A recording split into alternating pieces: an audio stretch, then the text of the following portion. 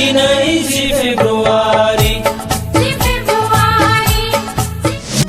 10 फेब्रुवारि एबा बीटीसीनि जोनोम सान दिनैनि बे सानावनो जोनोम मोनदोंमोन बर'नि आमायथु बीटीसीआ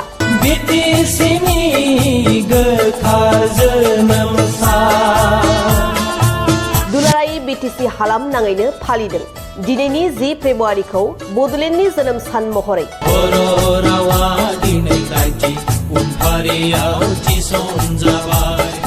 बड'लेण्डनि राजथावनि क'क्राझारजों लोगोसे अदालगुरियावबो फालिदों बीटीसी खुंथाया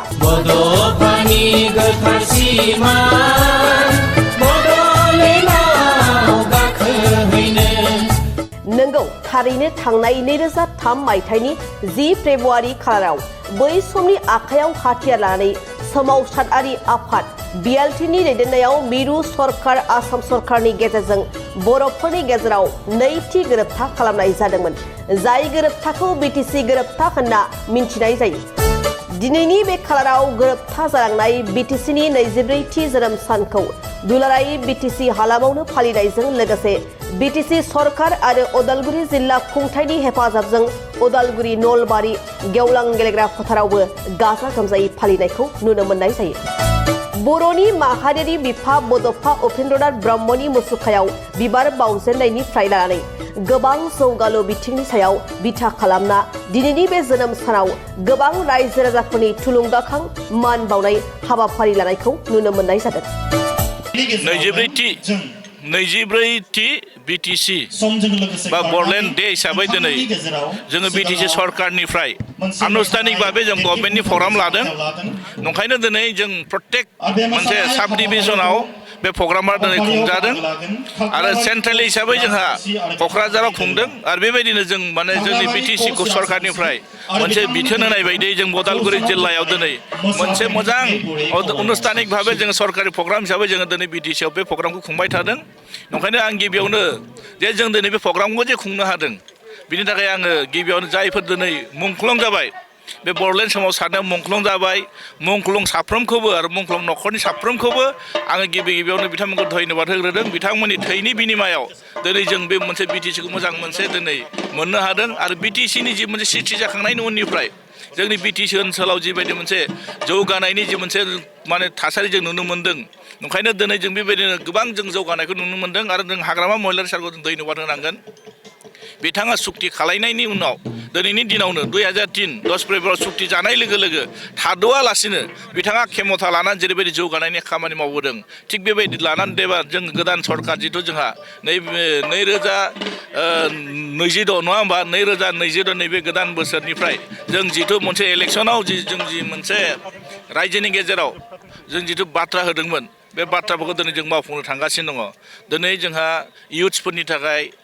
जों मोनसे दिनै स्किम होगोन माने महिलाफोरनि थाखाय जों स्किम होगोन सेल्फ हेल्प ग्रुपनि थाखाय जों स्किम होगोन जायफोर दिबांग जायफोर माने खाना खुजा लेंग्रा बेफोरनि थाखाय जों दिनै बेखौ स्किम होगोन आरो बिदिनो गोबां धरननि माखासे जों आइबि स्किमफोर दिनै एक्टिभिटिस जों बेखौ होदों आरो दिनै मुलुगनां नङा होमबा मुलुगनां जिथु बागुरुम्बा धौ बयबो मुलुगनां मोनथिजोब्बाय जायफोर दिनै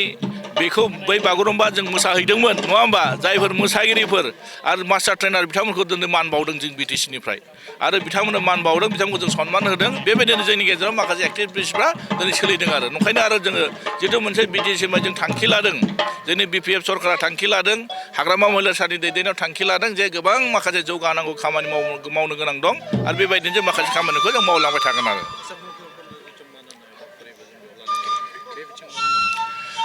मुंख्लंफोरखौ जोङो हदाय सन्मान होनांगोन मानोना मुंख्लंखौ जों जेरै मुंख्लं होननानै जों स्वीकृति होनाय लोगो लोगो बेहायनो गोबां ओंथि हाबना थायो जाय दिनै मुंख्लं जानायजों लोगोसे दिनै जोङो बर'फ्रा मोनथाम एकर्ड जादों नङा होमब्ला माने बीटीसी एकर्ड जादों बीसी एकर्ड जादों प्रथम बिनि उनाव बीटीसी एकर्ड जादों बीटी एकर्ड जादों बे मोनथाम सुक्तिनि जायफोर दिनै मुंख्लंफोर जादों बिथांमोनखौ जों बयखौबो जों सन्मान होनांगोन नंखायनो दिनै जोङो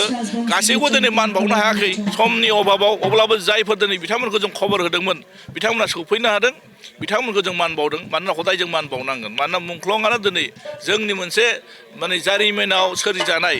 मोनसे दिनै बिटिसि बे बिटिसि बिथांमोननि थैनि बेसेन जों मोन्दों ओंखायनो जों हदाय सनमान होनांगोन आरो मुंख्लंफोरखौ हदायबो सिङाव दोननानै जोङो बिटिसिनि जौगानाय खामानिखौ जों मावनांगोन आरो बे हाबाफारियाव बाहागो लादों खाग्राबारि कच राजबंसि आरो बिथांमोननि दोलोआ बिटिआर दफाखौ जोङो हानायसिमखौ जों सरकार फैनाया जोङो 3 बोसोर जादों 3 बोसोरलायनो 3 दान जागासिनो दङ बे 3 दाननि गेजेराव जायफोर दफाखौ जों मावनो हादों नोंथांमोना नुगासिनो दङ दिनै होखानाय माखासे जोङो होनाय माखासे दफाफोरखौ जोङो आवगायलांगासिनो दं मावबाय थादों ओंखायनो जों जेसेबांसिम हायो बे बिटिआर सुक्तिखौ मावफुंनो थाखाय माखासे जोंहा माने कमिसन दानानै बोखादों बाउन्डारिनि मोनसे कमिसन दानानै होदों आरो जायफोर सुक्तिखारि बिथांमोनाबो दिनै नांबाय दं जों सरकार साइडनिफ्राय जोंहा बेखौ जों मोजाङै जों इमप्लिमेन्टेसन खालायगोन होननानै जों डिसिसन लादों इसि मिटिङावबो जों डिसिसन लादों आरो जों सरकार हिसाबै बेखौ हानायसिमबो जों मावफुंलांगोन आरो